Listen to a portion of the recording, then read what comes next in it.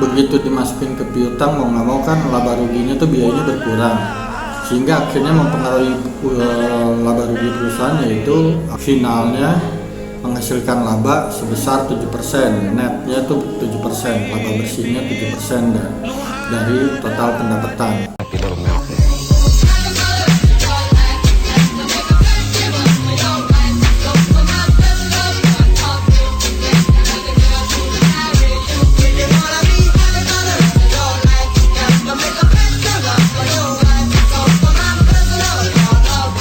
Assalamualaikum warahmatullahi wabarakatuh.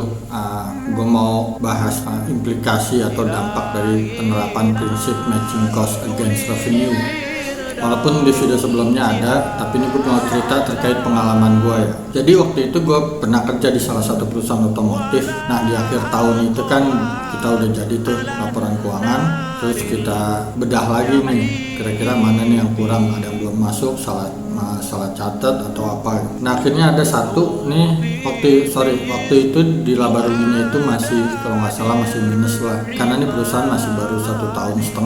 Akhirnya karena perusahaan ini juga baru, jadi SOP pencatatan pun masih belum memadai lah, belum cukup memadai. Ketika dibedah ternyata ada yang namanya, kalau di perusahaan otomotif itu biaya buat pameran gitu, canvassing segala macam di mall.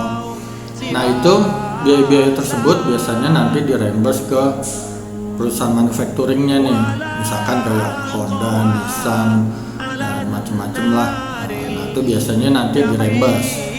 Nah, waktu itu setahu gue yang perusahaan gue waktu itu direimburse untuk promosi biaya promosi, karena juga mobil ini kan baru masuk di Indonesia waktu itu.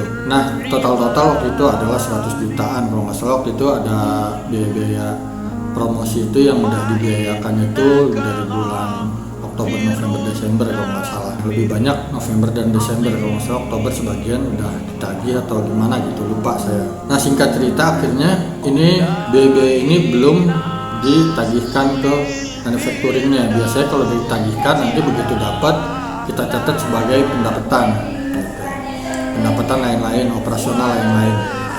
Jadi bukan pendapatan non operasional, tapi pendapatan operasional lainnya selain penjualan mobil dan pendapatan bengkel. Dikarenakan pendapatannya belum ada, sedangkan biayanya sudah dibukukan, sehingga akhirnya minus kan gitu.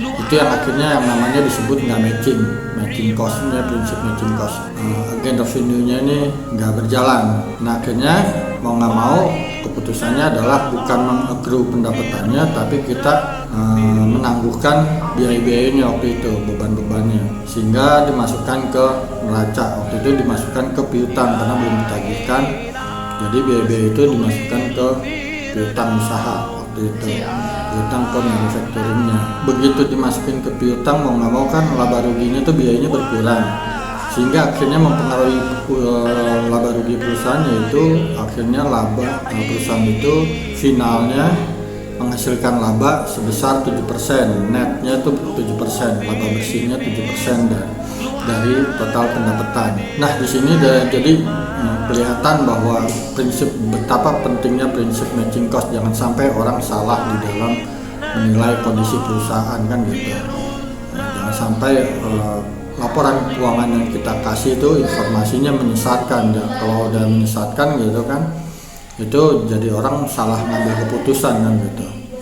Nah, itu cerita gua, mudah-mudahan ini bermanfaat ya buat teman-teman. Kalau ada mau komentar, mau nanya-nanya atau mau koreksi juga nggak apa-apa sih, silakan di kolom komentar. Oke, dari gue itu aja, Mr. V.